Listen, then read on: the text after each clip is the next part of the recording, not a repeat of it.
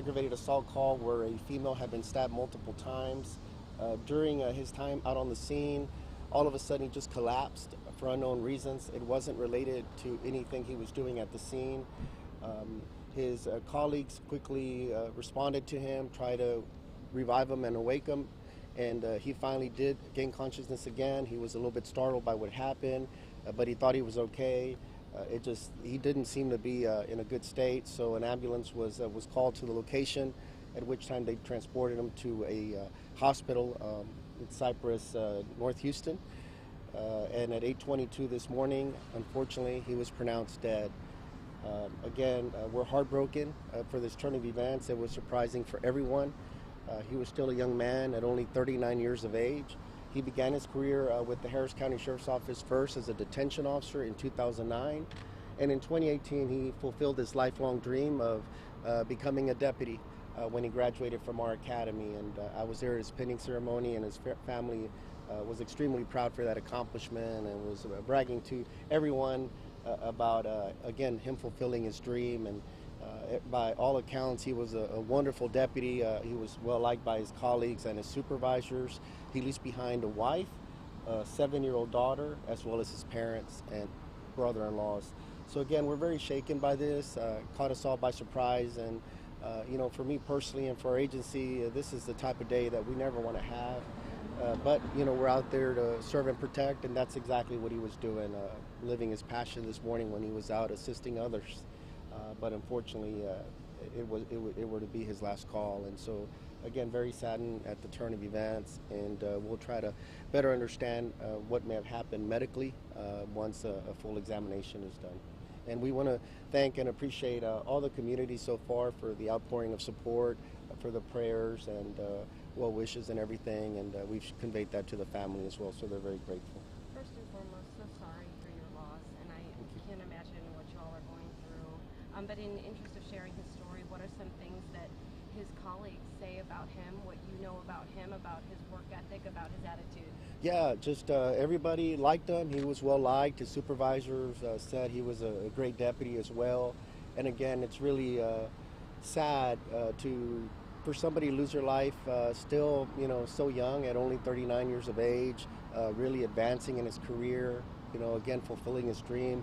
His father was telling me that it was just always his dream to be a deputy, that he worked extremely hard every step of the way. Whenever there was another milestone that he needed to reach, a test or something that he needed to continue to advance, again, going from a detention officer to a deputy, our academy is a very, there's a lot of rigor to the program, and he passed every step successfully, and graduated again in October of last year. We were there at his pinning ceremony, and he was just very proud, and again, just very, very sad. So he was well liked by all. They're all just shocked at this time, and obviously trying to gather themselves, and the dispatcher that was on the mic as well assisting. So this is a loss for everyone. We also thank other law enforcement agencies that have reached out and offered their condolences, as well as the Houston Police that helped us with the escort. From what we understand, he was actually alert and responding at the hospital and then died later on. It sounds like several hours later. Is that surprising to you? It's just awkward. I mean, that he would collapse abruptly out in the scene, according to his colleagues. And, after a while when they try to, tend to him, he awoke again. I believe they may have started CPR initially. He awoke and he says, "Hey, I'm okay." He was coherent and was talking, and they got him some fresh air. He seemed to be regaining his composure again. Everything seemed to be okay, but still, out of an abundance of caution, they went ahead and called for an ambulance out there to tend to him. Initially, he was just hesitant, saying, "I'm okay, I'm good. I want to keep working," and glad that they took that added precaution to go ahead and get him transported. And it seems that when they were in the process of transporting, that he kind of fell out again.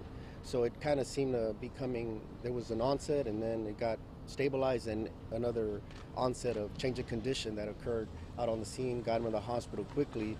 It's my understanding he was still coherent at the time. Again, he was trying to get word out to his family at the time himself, when just, again, he took another turn for the worse, and then ultimately when he arrived, they pronounced him dead. So, again, he's in his prime of his life, and just don't know what would have brought this on, but that's will be part of the investigation. So at this point in time, there's no concern on the part of your agency that he may have been in contact with any harmful substances or narcotics or anything like that? No, nothing like that. We were out investigating a scene where we suspected there could be some narcotics out at the facility, and now because we've had some scares in the past, on abundance of caution, we did send hazmat out there to clear the scene.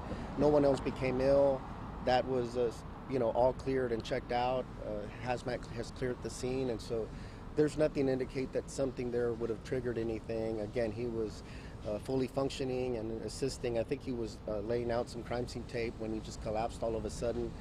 Nothing out of the ordinary that any of his colleagues that were also on the scene that assisted him have mentioned that it was awkward. But again, we'll take a close look at everything.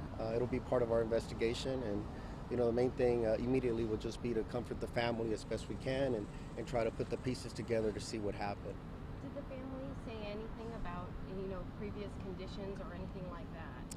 No, we didn't get too much into that, but they didn't report initially anything that they knew that was pressing or any kind of illness or anything.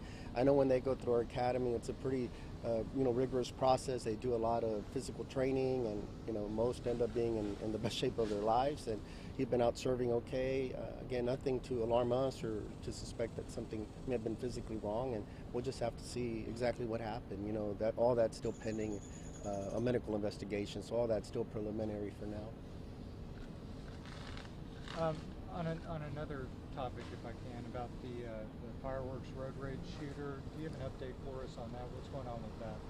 Yeah, at this time on that, that's another horrific scene that happened. What we know is that it stemmed from some type of road rage incident.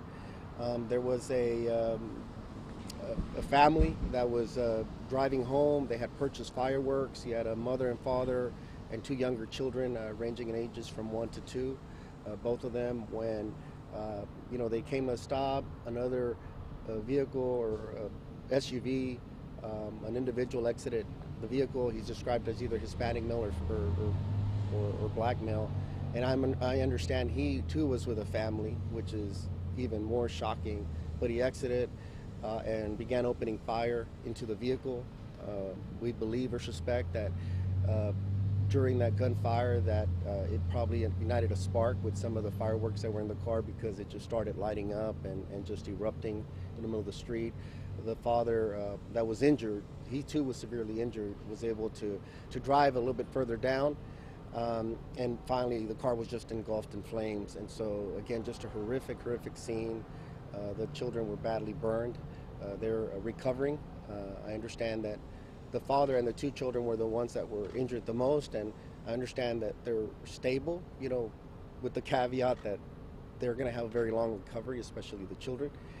But hopefully they'll be able to at least survive their injuries, and we're still in that lookout for that SUV that we pulled out. I'm not sure if we described it as an expedition or an Explorer. Yeah, it's going to be an Explorer. We gave a pretty good image. We know that there's a lot of vehicles like that, but we hope people in their totality put it together. It was in the evening hours. We know that people were out there driving around at that time, and if they saw something, any of this transpired, give us a call, let us know. Any small information could be the clue that could break this case. We really want to get this solved because this individual, again, is a danger when they're opening fire into a car full of people. More could have ended up dead.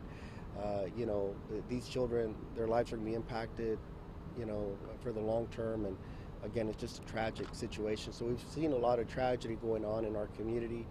And, we're working very hard. Major Wynn and his team of investigators have been working around the clock, not only with that one, but the death of the 2-year-old as well, Ivory, TJ. We're not going to quit. We're going to be relentless. Again, it's just too much tragedy that's been occurring. Last night, overnight, was a very busy night. We had several stabbings as well.